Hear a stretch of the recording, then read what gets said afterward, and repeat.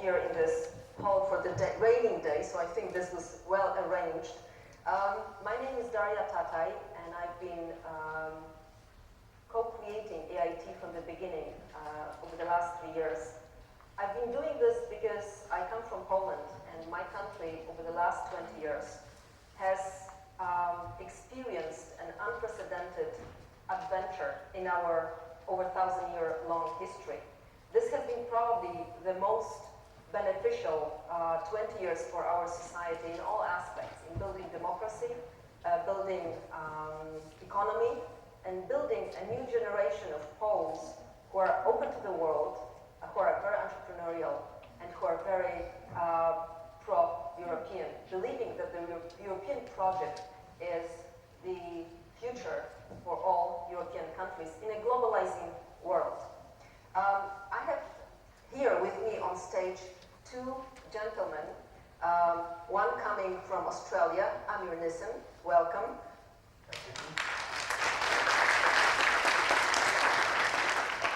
And Kristo and Ovaska coming much shorter trip, just 3 hours from Finland.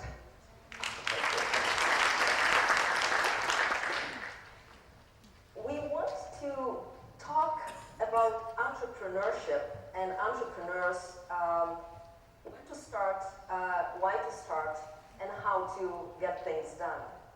And my chairman, Alexander von Gabin, presented to you the top-down perspective. The European Union, European Commission, Parliament, and the Council dedicated, a couple of €100 million, we hope for billions in the next financial perspective, to create new structures, new organizational units throughout Europe to bring this European perspective to excellence scattered and fragmented throughout 27 countries. Now, this session is taking a very different approach, is a bottom-up approach. And we will succeed when the top-down and the bottom-up somewhere meet, interact, leverage, and get the right synergies. So this is why, for the beginning, we've chosen to invite two outstanding entrepreneurs who have a passion to develop local, regional, and global networks, linking other people like-minded who are fascinated by the potential of no limit to growth. But before I give them the voice, let me share with you 3 short stories. I've been traveling through 3 continents last year, in Asia, South America, and the US. Looking what is happening in young generation, how young generation approaches innovation and entrepreneurship.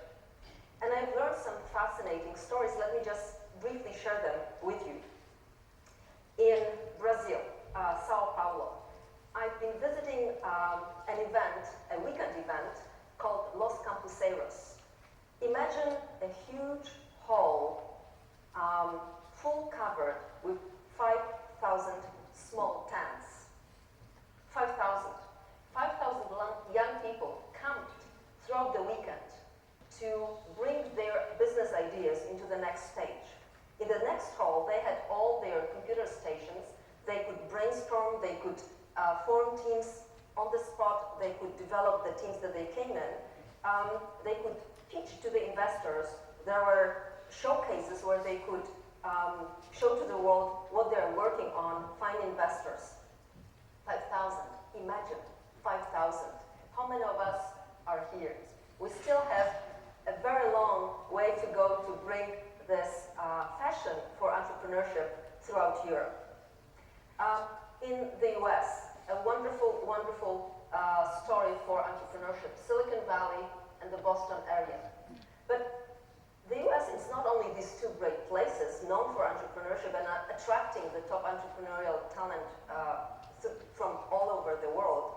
There are different places, like Michigan, the state which is going out of the depression in the slowest pace. The only state in the US which is losing demographics. People are moving out. Detroit, 20 years ago, a city with 2 million inhabitants, 700,000 today. Imagine a deserted city. only office buildings, like in a science fiction movie, no people. Very different story of the US. But how they approach this, how they see where is their advantage. Well, first, the new governor is an ex-venture capitalist, making a very different approach to the public administration. And there is a great research university, University of Michigan, just half an hour drive from Detroit, the deserted city. One of the top research universities in the US. 3 years ago, they appointed a vice rector for entrepreneurship at the College of Engineering. This year, the students around the campus, 65 of them out of 30,000 know what is entrepreneurship. They are fascinated by this. And 3,000 participated in a pitch competition that you can look on their website. 3,000 business ideas, short recorded, put on the YouTube, shared to the world, and find partners, the teams and the investors. And China, they just get things done. Very ambitious, very proud, and ask the simple question: why Europe missed out on the last wave of building a new industry, the ICT industry? There is no European ICT company, the top largest global companies. Well, will we do the same with the biotech? What about the emerging climate industries? It's all in your hands. It's up to you to be the Bill Gates of your generation or Mark Zuckerberg. I'm sharing these stories because there is a long way to go, but we have two people here who make this distance much shorter. Kristo, you're coming from Finland, actually by many rankings, the top innovative nation and country in the world. Small, innovative country. Entrepreneurship has not been a big thing in Finland. So I know that you just said it's not the right thing to do. This must change because the Nokia is having the problems it has. The natural resources are not getting the new jobs as you would like to have the opportunities for the young generation. You founded startup Sona. You were collaborating with Alto University, a great European experiment.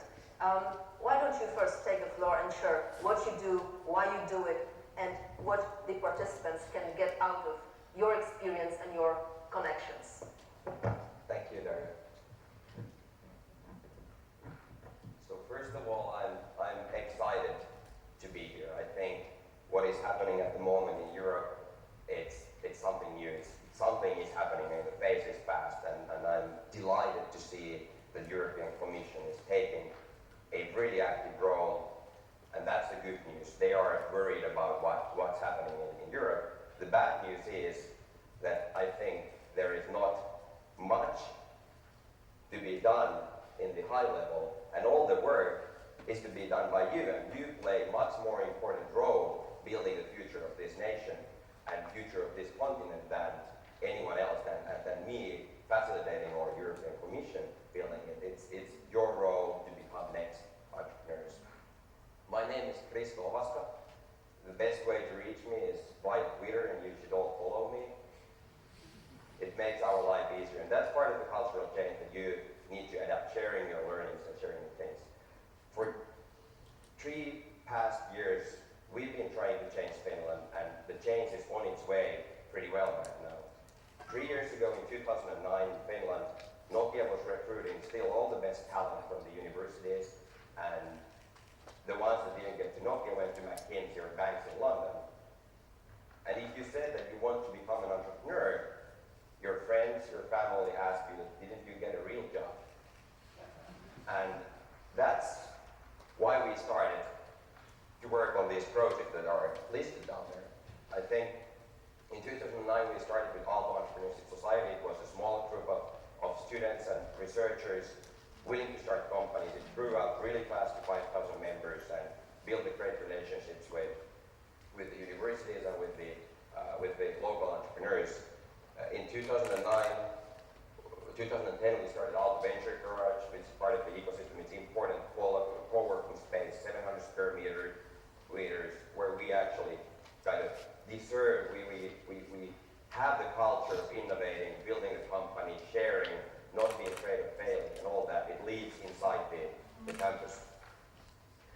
In 2010, later, we started Startup Sauna, which I will tell you more about, but it's a seed accelerator program that gathers the best entrepreneurs from the region together. And also, Startup Life internship program is important, which we get the best students from Alto University to work in the top tier startups in Silicon Valley. They go there and they learn and they come back and they hopefully build great companies or join. And while doing all this, we actually ended up to get a partnership with Stanford and Alto, and the past 9 months I've been starting that partnership, and it aims to create a world-class entrepreneurship and venturing program at Alto University together with Stanford. So that's kind of my past, what I've been doing the last 3 years. I would like to tell you more about the Startup Sauna, because I think that plays a really important role to all of you, and I try to tell what we do and why we do and what takeaways I have from working and literally working and living with the entrepreneurs, roughly 100 teams during the past 1.5 years. So the Startup Sauna is a seed accelerator program. It's a non-profit one based in Helsinki. And what we do is that we gather twice a year the best entrepreneurs from the region. So we go to Russia, we go to Nordics and Baltics. And why we do this, it's extremely important to realize that the magic starts to happen when you have enough very smart and ambitious people in the room. And the vice versa, the magic doesn't happen if you have only 10 or 12 or whatever. You have to have a critical amount of people that are willing to change the world and build businesses. And the people that we are looking for, I think we have definitely enough technology skills in Finland, and I think that applies to whole Europe. But what we don't have that much is people with skills to build products, build nice products that users and companies actually want to use. So we look for those people that can actually build the products, those teams that can actually build the products. In really early stage, we go to the universities and try to grab the guys. But even more importantly, and I think this was addressed in the previous speeches, even more importantly, what we look for and what I think Europe is lacking is the ambition of the craziest people in the planet, that they go through the walls, they swim over the Atlantic to get things done, and they make things done. They just do whatever it takes to create great businesses, to create great products. And that's what we are looking for, and that's, I think, what all of us should be looking for. What happens when we gather the best 15 teams from all the region together for 6 weeks at Venture Garage in Helsinki? What happens there, it's very much based on a guy that I admire a lot, Steve Blank, and his customer development model. So we get them together, we get them to work together with their peers, but most importantly, we get them out from the building. We get them out from the continent to talk to customers, to get feedback from the real VCs. First they do it in Finland, and then after 2 weeks, 3 weeks, when they've done it in Finland, they go to either to Silicon Valley in China or whatever is the market for them. We push them out to talk and get feedback. So that is, I think, very important. You shouldn't waste time inside the building talking to your team. You should go where the answers are. So that's the first very important thing. The other thing is the culture that we during the 6 weeks they work 24/7 with the other teams and with the coaches that I'll talk more later. But what happens is that the peer pressure and the pressure from coaches makes them do crazy stuff. They make them go beyond their limits, and that is very important part of what we do. And the third important thing is the coaches, and now I'm not talking only about the coaches that were the CEOs of Nokia or chief marketing officers. We talk about the people, the crazy guys that actually have built businesses from 0 Europe, hopefully bankrupt, and hopefully to some success too, outside Finland. So we get guys like Morten Mikos, who was the CEO of Eucalyptus, is CEO of the Eucalyptus now, the previous CEO of MySQL, sold it to Sun Markets for $1 billion. We have Steve Blank as our coach, mostly in Silicon Valley. Sami Inkinen, hopefully making IPO to NASDAQ in Silicon Valley. And a lot of local Finnish coaches that have been building startups. But the important part is that in the really early stage where we work, you actually need these guys rather than the industry specialists, rather than the government officers, rather than the lawyers or accountants. You need these guys because these guys are the only ones that can help you to build the DNA of the company in the early stage. And if you screw that up, it will, you can't, it's really hard to change afterwards.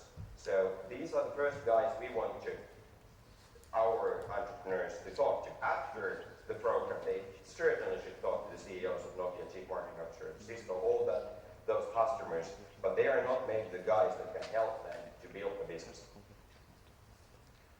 In short, what we've done so far is that we've been actually working 3 patches, 1.5 year in startups, now specifically 38 startups. I'm pretty amazed about the results because we've had 124 jobs created, and half of that is created kind of after the program. And they've raised 7.8 million. We just got the figures out actually 1 week ago. So this is important that it's been a entrepreneurial path for us, and we never, if you put it in perspective, we didn't have anything in Finland, and this is a bunch of students, including me and a bunch of my friends, that we just decided that we need to do something for this, and we decided to do it, and in a year and a half, we've been able to create a hub in Helsinki that gathers the best entrepreneurs and the best mentors.